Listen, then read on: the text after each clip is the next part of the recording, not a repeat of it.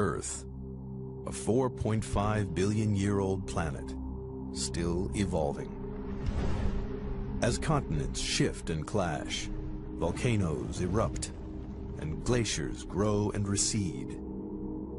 The Earth's crust is carved in numerous and fascinating ways, leaving a trail of geological mysteries behind. In this episode, the Marianas Trench, the deepest point on Earth, is explored. Its sheer walls cut 7 miles into the Pacific Ocean. The mystery of what created this deep, dark chasm takes science detectives on some of the most dangerous dives ever attempted. Deep into the abyss.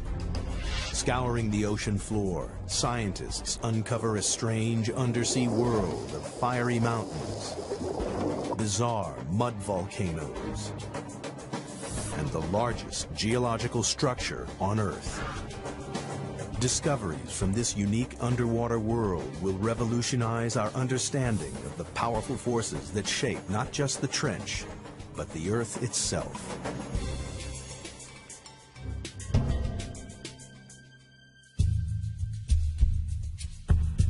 Hidden deep beneath the waves of the Western Pacific lies the Marianas Trench,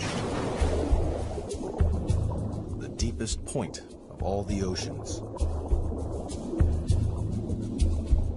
The first step on the journey of what created this mysterious scar in the Earth's crust and how it continues to mold the planet takes us back to 1872, when a British research vessel, HMS Challenger, set out on the first ever mission to map the ocean floor.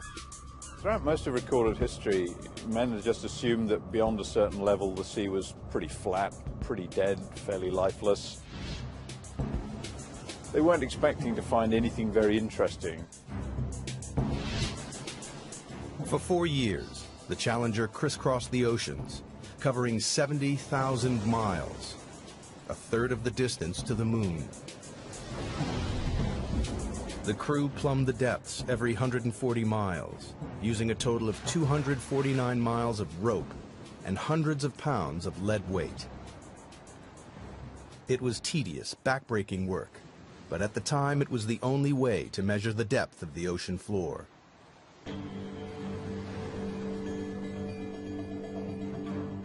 When they got to the Western Pacific, 200 miles off the island of Guam, the crew routinely lowered the rope for a measurement.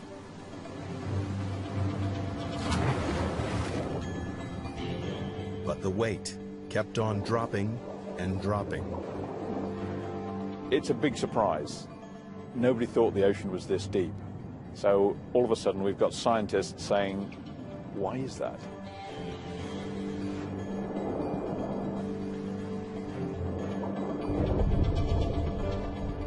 Eventually, the weight struck the bottom at 4,475 fathoms, nearly 5 miles beneath the ocean's surface. The scientists will be going, wow, we've found something, and what does it mean? Is it a little hole? Is it a big hole? What kind of feature is it down there? There's a whole lot of questions you get when you find this one spectacular reading. The Challenger expedition marked the birth of modern oceanography and provided the first crude map of the ocean floor. It showed how the ocean floor gently slopes away from the land and then plummets thousands of feet into vast flat plains. But the Western Pacific is different. It drops off again into the 5-mile deep hole, a hole that blew right out of the water the long-held belief that the sea floor was flat and featureless. And it spawned a mystery, because nobody could understand how this strange underwater feature came about. It would be 75 years before any answers emerged. It took a revolutionary new technology, sonar, to push the investigation forward to the next crucial stage.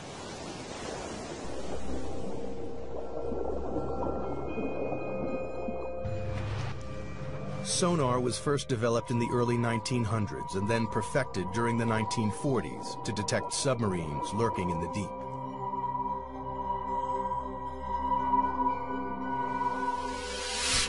The system works by pumping sound waves through the water. The waves bounce off solid objects and are reflected back to a detector. By measuring the time it takes for the sound waves to bounce back, scientists realized they could build a remarkably accurate picture of the world beneath the waves. The world's major navies spend a lot of time and effort developing submarine hunting technology. Then the hydrographers discover that you can use this to chart the bottom of the sea.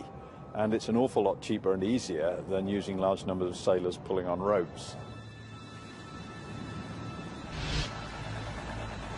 In 1951, a British Navy research ship returned to the deep hole found by the Challenger expedition. But this time, they were armed with sophisticated new sonar equipment. And the results were amazing. Detailed sonar maps revealed that the deep hole in the Pacific Ocean floor isn't a hole at all, but part of a massive trench, 30 times deeper than the Empire State Building is high. It runs twice the length of California, 1,500 miles from the southeast of Guam to the northwest of the Mariana Islands. People were probably astounded by what they were seeing because clearly the ocean floor had enormous changes in relief, was very mountainous in some places, had great deeps in other places. To a geologist, this would be extremely exciting. Even within the trench itself, there are remarkable variations. At its southern end lies the greatest surprise of all. The seafloor drops down another 2 miles to its lowest point, a staggering 7 miles beneath the waves. Scientists had discovered the deepest part of the oceans. Even today, it is the lowest known point on the planet. They named this part of the trench the Challenger Deep, in honor of the ship that discovered it. To get a sense of just how deep trenches are, if we take the height of Mount Everest, we would still have about a mile of water above us before we get to the ocean's surface. But how the Marianas Trench was formed remained a mystery. Investigators decided the best way to find the answer was to dive to the bottom of the trench, to see for themselves the lowest point on the planet, the Challenger Deep. But they faced a major problem. At the bottom of the trench, they would have to contend with pressure 1,000 times stronger than at the surface. That's the equivalent of being squeezed on all sides by the weight of 50 jumbo jets. To demonstrate the effects of such pressure, scientists use a dummy head. Today what we're going to do is actually put one of these styrofoam wig heads in the pressure chamber and expose it to the pressure we would see in the Marianas Trench. That's about 16,000 psi. A human skull would be crushed to a pulp, but the rubbery head will only have all the air squeezed out.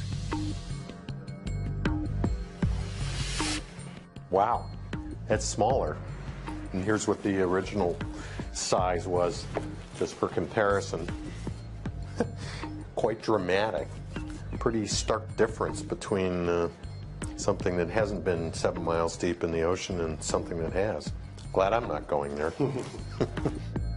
At the Mariana Trench, human life is impossible.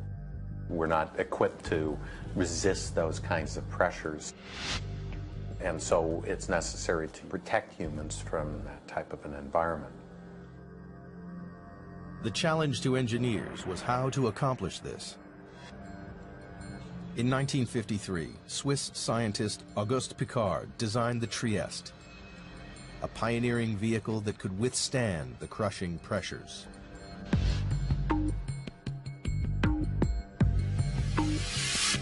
The submersible was dominated by a 50-foot-long hull, filled with light aviation gasoline and lead weights to control buoyancy. Slung underneath it was a tiny 6-foot spherical cabin with 5-inch thick steel walls.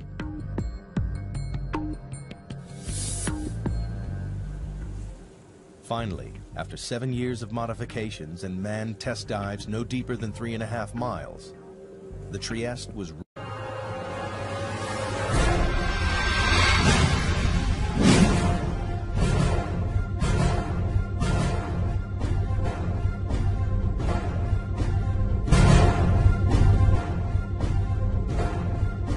ready to attempt the 7 miles to the bottom of the trench.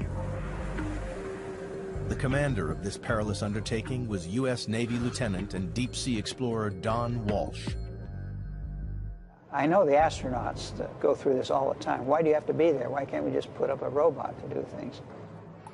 We've got to be there because that's what we do.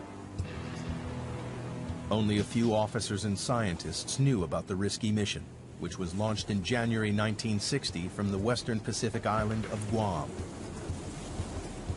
Guam, in those days, was kind of a backwater. It was just right for us because we were trying to do this project sort of out of sight because we weren't too sure it was going to work.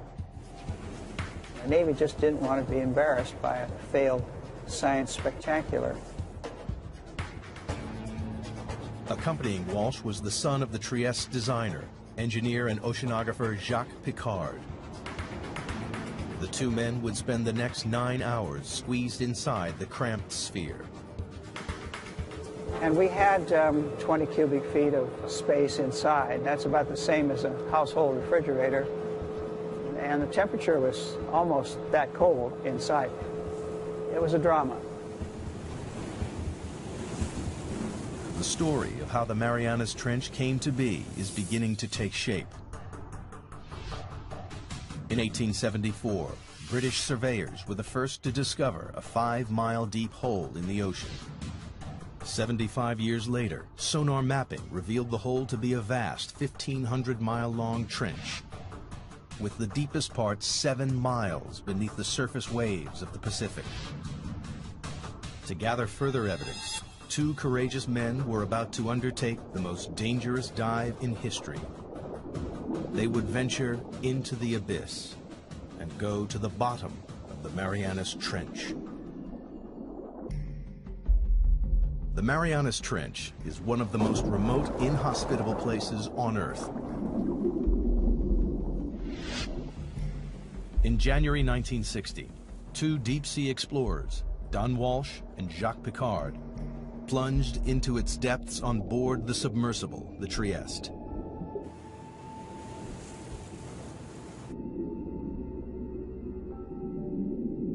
At a speed of just 3 miles per hour, they began their slow descent into the twilight zone.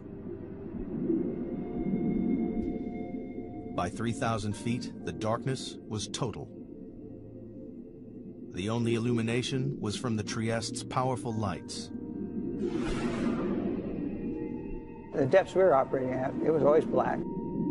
The only thing that lit up the abyss was the bioluminescence from animals and plankton. Like fireflies, they carry their own light sources with them. Encased in their 5-inch thick steel sphere, Walsh and Piccard quickly passed their test dive record of 18,000 feet. Everything appeared to be going to plan. At the rear of the cabin, the crew were protected by a double layer of glass. But 2 hours into the dive, the outer pane cracked. We had a great big bang. We didn't know what it was. We were about 20,000 feet, and we looked around and checked everything. Every square inch of their tiny life-supporting capsule was fighting back 8 tons of pressure. With the outer pane broken, the only thing between the men and instant death was a single pane of glass. If the inner window had cracked, we would have been instantly dead, maybe even before we knew it. But incredibly, the inner pane remained watertight. Walsh and Piccard decided to continue the descent. After a tense, claustrophobic 4 hours and 48 minutes, they approached the bottom of the trench, only to be startled by movement on the sea floor. Just before we landed, we saw a flatfish about 1 foot long, And that's a bottom-dwelling fish, so if you see one, there are others.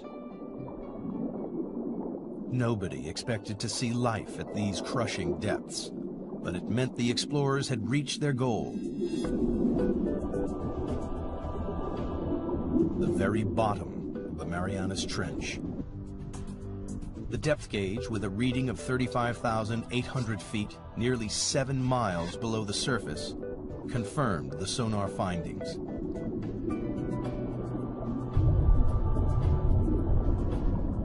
Squeezed inside their bubble of breathable air, the two explorers were closer to the Earth's center than man had ever been. We took a self-portrait. That's the picture that you see. Said we're going to do it, and we did it. But there was work to be done. Walsh and Piccard wanted to make detailed observations of the enormous trench. Unfortunately, the Trieste stirred up a cloud of fine, powdery sediment from the sea floor that obscured their view. It's like being in a bowl of milk at that point. So, realizing we weren't going to see anything, we decided to go on back up to the surface. Off the island of Guam, the Trieste surfaces after a descent into the Marianas Trench. After 9 grueling hours underwater, Walsh and Piccard returned to the surface on January 23, 1960, and officially entered the record books for the deepest dive of all time. To this day, their extraordinary feat has never been repeated. The mission was a success, but the mystery remained. Geologists still didn't understand what could have formed the immense trench. And if they couldn't find the answer inside the trench, they would have to look elsewhere. Perhaps there was something somewhere on the ocean floor that might explain the trench's origins. Throughout the 50s and 60s, a team of geologists led by Princeton's Harry Hess compiled sonar data from all of the world's oceans. It was as though they had pulled out a giant plug to drain away all the water and expose the ocean floor. Their maps revealed that the Marianas Trench is just a tiny fraction of a network of enormous underwater canyons stretching right around the planet. But that wasn't all. Running parallel to the trench, on the other side of the Pacific, the map showed a giant underwater mountain range, the East Pacific Ridge. And this, too, is part of a global network, a 40,000-mile-long chain of mountain ranges that ring the globe like the seams of a baseball, to make the largest geological feature on Earth. It was a major development in the investigation, one that scientists hoped might explain the trench's formation. The next step was clear. Investigators needed to understand whether there was a connection between the trench and the East Pacific Ridge.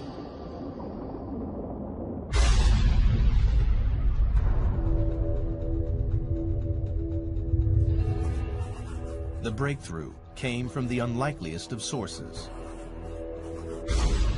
During the Cold War, the U.S. built a vast network of underground seismometers to pick up atomic bomb testing around the world. Inadvertently, the seismometers also detected naturally occurring earthquakes. When geologists plotted these on a map, a pattern emerged. The earthquakes were clustered along the ocean's ridges and trenches. It was a discovery that transformed our understanding of the Earth. Geologists realized the friction that causes earthquakes comes from movements that must be occurring deep beneath the ridges and trenches. With this great investment in seismology, it became possible to locate very precisely where earthquakes had occurred. And it was these things, the precise location, the depth, and the motion, that really gave the outlines of plate tectonics. It was the birth of an extraordinary new theory. The solid layer of rock, the crust, on which the land and ocean sits is broken up into a series of vast slabs that geologists call tectonic plates. It's these plates that are moving, grinding past each other, and triggering earthquakes. The underwater ridges and trenches sit on the boundaries between tectonic plates. The East Pacific Ridge and the Marianas Trench lie on opposite edges of the Pacific Plate. The journey to discover what formed the Marianas Trench is accumulating additional evidence. The Trieste dived to the bottom of the trench and confirmed that it is the deepest point on the planet. Sonar maps then revealed the East Pacific Ocean ridge running parallel to the trench. To solve the mystery of the Marianas Trench, investigators needed to find out exactly what was happening at the East Pacific Ridge, and that meant exploring these vast mountains, 8,000 feet underwater.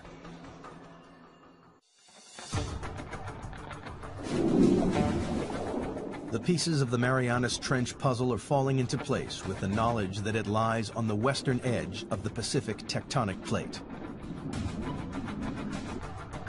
On the opposite side of the plate lies the East Pacific Ocean Ridge, part of an enormous chain of underwater mountain ranges that ring the globe to create the largest geological feature on Earth. Scientists had a hunch that this colossal ridge might help explain how the trench was formed. And they found a major clue halfway round the globe, where the ridge passed beneath the middle of the Atlantic Ocean. During the Cold War, the U.S. Navy developed a new technique to spot Soviet submarines. They scanned the seas with a tool called MAD, a magnetic anomaly detector, which could pinpoint steel hulls lurking in the deep.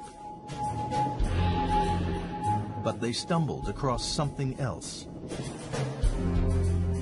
Running parallel on either side of the ridge, they found strange stripes of magnetic rocks, alternating positive and negative away from the ridge's peak.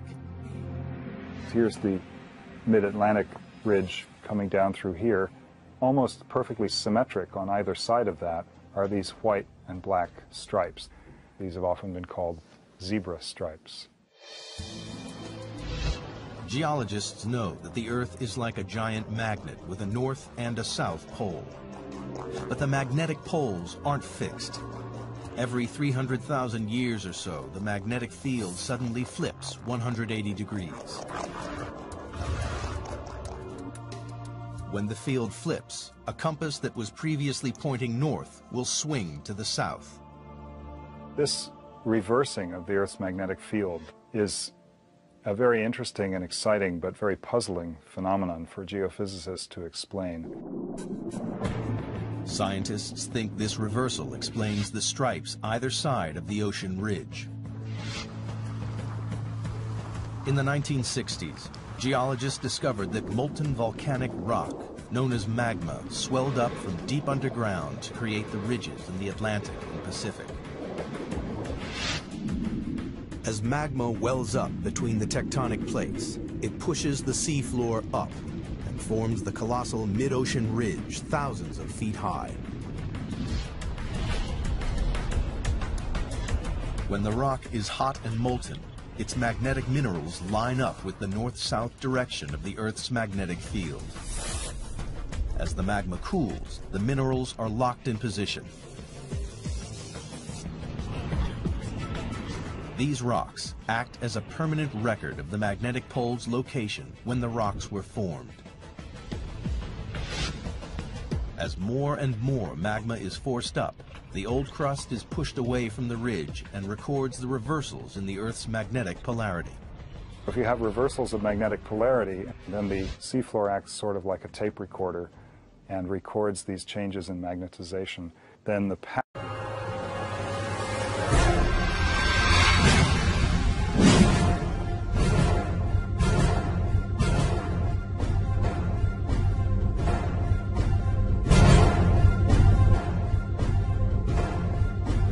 pattern of magnetic stripes allows people to calculate the speed at which the plates are moving apart. The zebra stripes are proof that over time, the seafloor in both the Atlantic and the Pacific is spreading away from the ridges at a rate of more than 2 inches a year. But geologists needed proof that magma created the ridge. If red-hot molten rock is forming the enormous mountain range in the Pacific, the surrounding water should be warm. In 1977, a team of scientists set out to discover whether this warm water really existed. Dudley Foster was the pilot for these historic dives. It's been an exciting occupation because you're on the cutting edge of science. New discoveries all the time. Every cruise, there's a new group of scientists with new scientific objectives, and there's the exploration and the discovery. And that's really what puts the thrill in the job.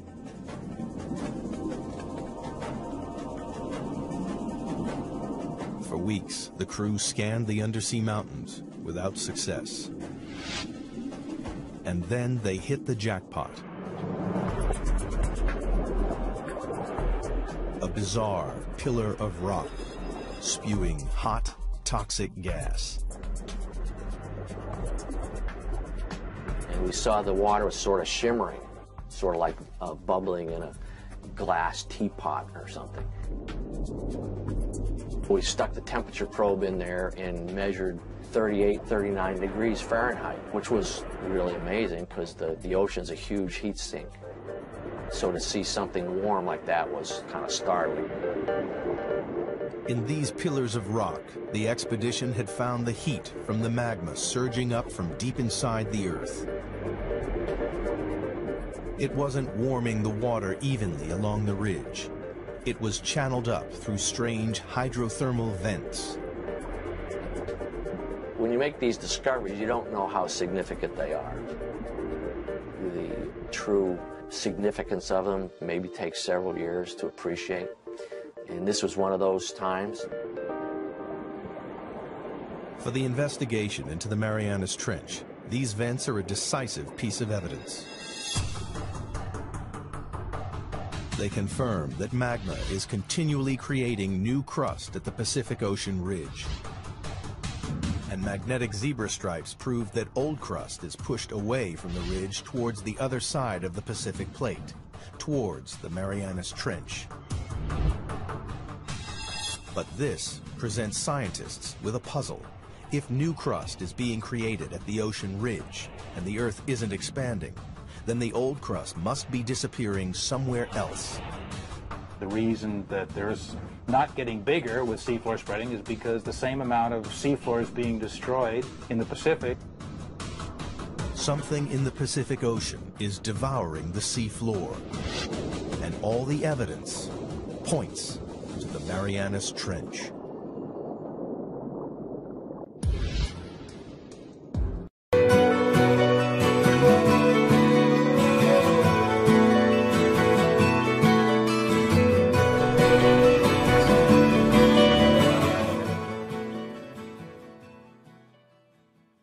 In the hunt to discover what formed the Marianas Trench, scientists now know crust created at the ocean ridge is being devoured somewhere and by something in the Pacific Ocean.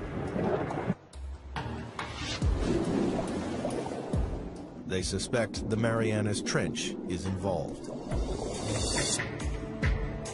But the proof would come not from the trench, but from these. The Mariana Islands, a chain of volcanoes that break through the ocean surface 200 miles west of the trench. Scientists noticed the island chain mirrors the trench's exact shape. This led them to think the trench was responsible for the island's creation. If you see pictures of the Marianas Trench, it's curved, and the line of volcanoes that it generates is curved exactly parallel to it. Geologists believe that the trench formed the volcanoes via a process called subduction. Subduction occurs where two tectonic plates collide. As they grind past each other, the heavier plate is pushed beneath the lighter plate. The descending plate is forced down into the Earth's intensely hot interior called the mantle. It takes with it water and sediment built up over millions of years. Volcanoes form above subduction zones not because the Earth is hotter there, but because this is where we're taking the water that once was in the ocean. It's taken into the mantle and gets sweated out, causes the mantle to melt, and this magma is what then rises and erupts explosively out these volcanoes.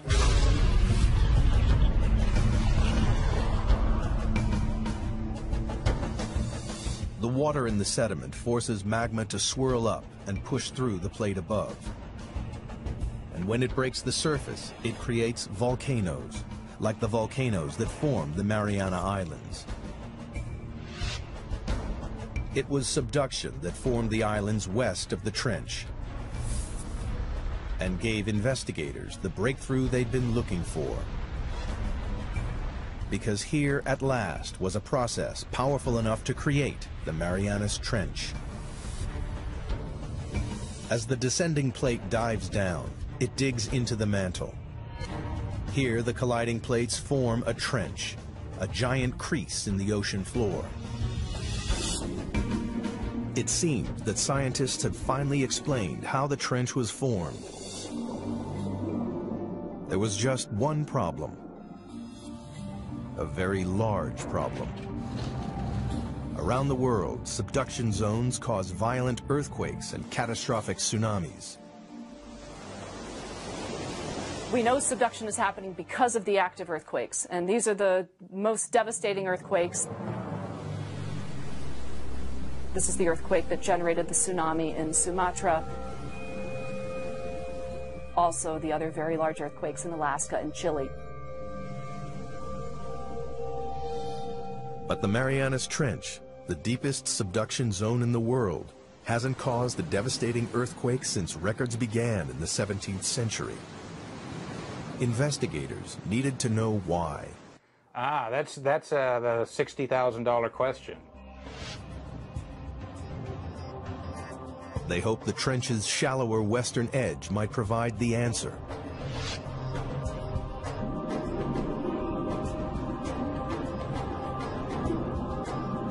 Here they found an intriguing chain of underwater hills 2 miles below the surface of the sea.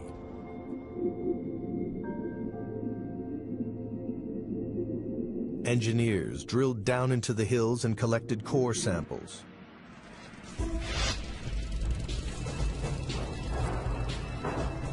And when the scientists analyzed the samples, they discovered the hills were actually volcanoes. And they spewed out not lava, but mud. The fine powdery mud is made up of a soft type of rock that has been ground up in the subduction zone. It seemed this soft rock might explain why there have been no major earthquakes at the Marianas Trench. Everybody has a sense of what a volcano is, but not all volcanoes erupt igneous rocks. There's some volcanoes that erupt mud, and a certain kind of unusual kind of mud in the Marianas is made out of serpentine. And serpentine is a very weak rock, and it can be scratched with a knife or something like that. Investigators realized the grinding plates crush the soft rock to form a lubricating mud that prevents large earthquakes. Then the mud bubbles up to the ocean floor, where it forms the strange mud volcanoes found along the trench's western edge. Other parts of the world, like the Andes or maybe Indonesia, you've got two plates that are grinding together, and one of the plates is quite strong. And it takes a big earthquake to rupture that plate interface. But if these rocks are weak, like they are in the Marianas, where you've got these serpentinites, those are very weak, and it doesn't take much energy at all to get the two plates to glide one past the other. At last, geologists had discovered what created the Marianas Trench. 50 million years ago, the Pacific Plate slipped under the edge of the Philippine Plate. As it bent and dived into the Earth's mantle, it formed the colossal Marianas Trench.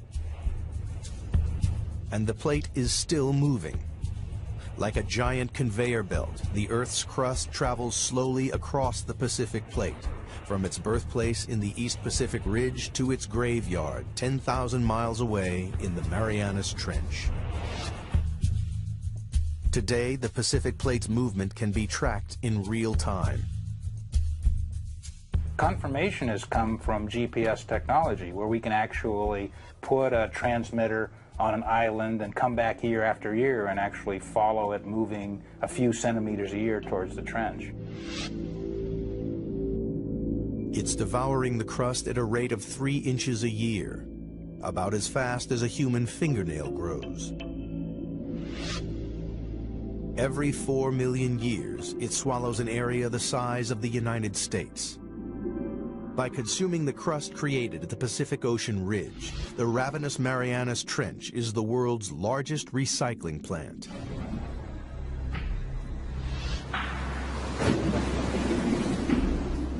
But there was one remaining and major piece of the puzzle to find. Scientists still didn't know why it is the deepest trench on Earth. They suspected the age of the seafloor at the bottom of the trench may provide the answer. It turns out there's a really strong relationship between the age of the seafloor and its depth in the water. In 1999, a team of deep sea drillers returned to the trench to collect core samples. One great thing about drilling this ocean crust is we actually got pieces of it. So we're holding in our hands here the material that's actually getting subducted at the Marianas Trench, and it turned out to be 170 million years old. So we can say with confidence that's the oldest ocean floor before it's getting swallowed up in the mantle at the trench.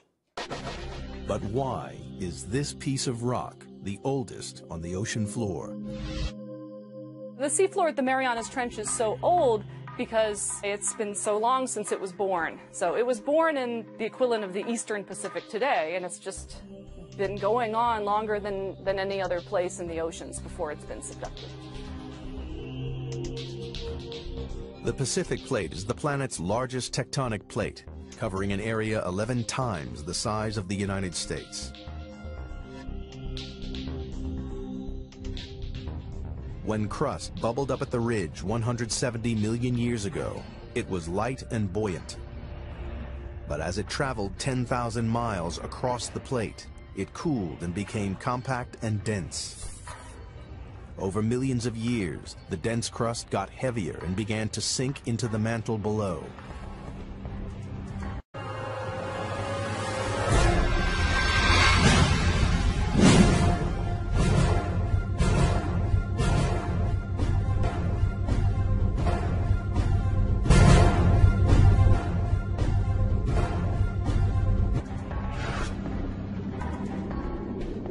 Scientists realized that because the crust at the Marianas Trench is the oldest ocean crust, it's also the heaviest and so has sunk deeper into the mantle than any other area of ocean crust. Here at last was the explanation for the trench's extraordinary depth. The picture of the Marianas Trench is almost complete. Volcanic islands mirroring the trench's exact shape lead scientists to believe it runs along a subduction zone. And slippery mud volcanoes explain why it doesn't create large earthquakes. But one question remains unanswered. Towards the trench's southern end, the vast chasm drops a further 2 miles to its lowest point, the Challenger Deep, 7 miles beneath the waves. The question is, what makes it plunge so deep?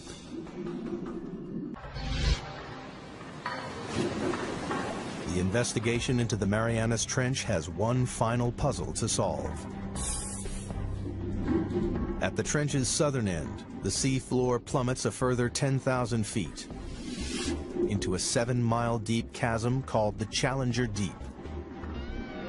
It's the lowest point on the planet.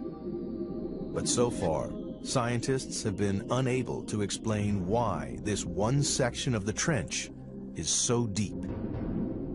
Now, They believe the shape of the descending tectonic plate may hold the answer. The Challenger Deep, in addition, is a little bit deeper because of some peculiarities relating to how the slab that's going down is behaving.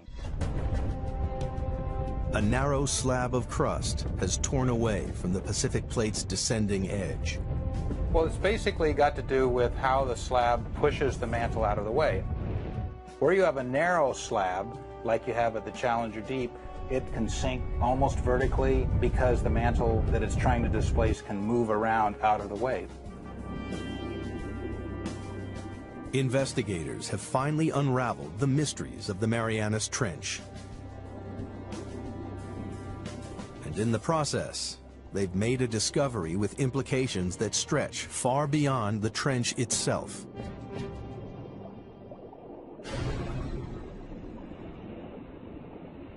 Studying the ocean ridges led geologists to believe that magma welling up at the ridges was pushing the plates apart. But the exploration of the Marianas Trench has changed this idea forever. People used to think that maybe the magma would kind of push the plates apart. And that idea is largely discounted now.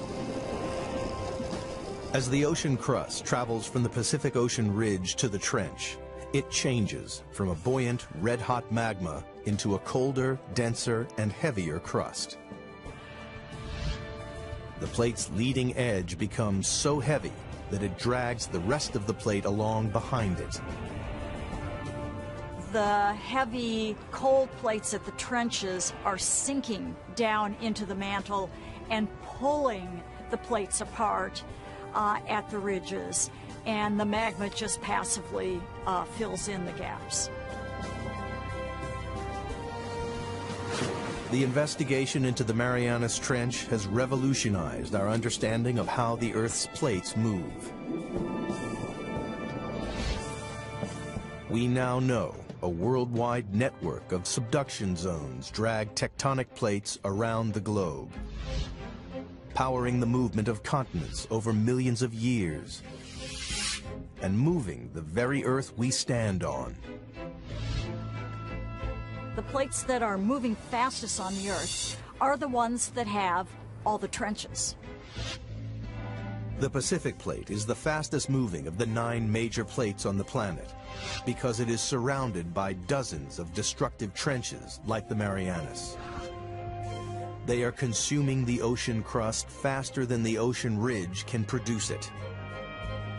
Over millions of years, the Pacific Plate will shrink until sometime in the distant future, the largest ocean on Earth will disappear. Australia will crash into the United States, reshaping our planet. Perhaps one day, downtown Seattle will compete for real estate with a suburb of Sydney, Australia. And all because of subduction zones like the Marianas Trench.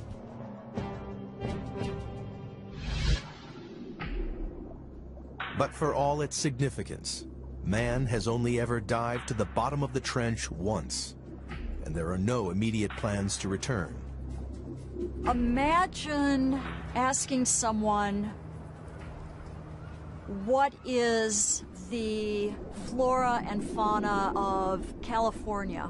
And saying that someone spent 10 minutes there, picked up 2 ants, come back, and said they've sampled California. That's probably how well we know the Marianas Trench. To date, less than 5% of the world's oceans have been explored. But only by returning to the ocean's very deepest reaches will we fully comprehend the incredible forces that recycle and rebuild our world. The way I like to think of it is that ocean exploration leads to new research questions. And if we don't have exploration, we don't even know the right questions to ask. It is now known what a geological wonder the Marianas Trench is.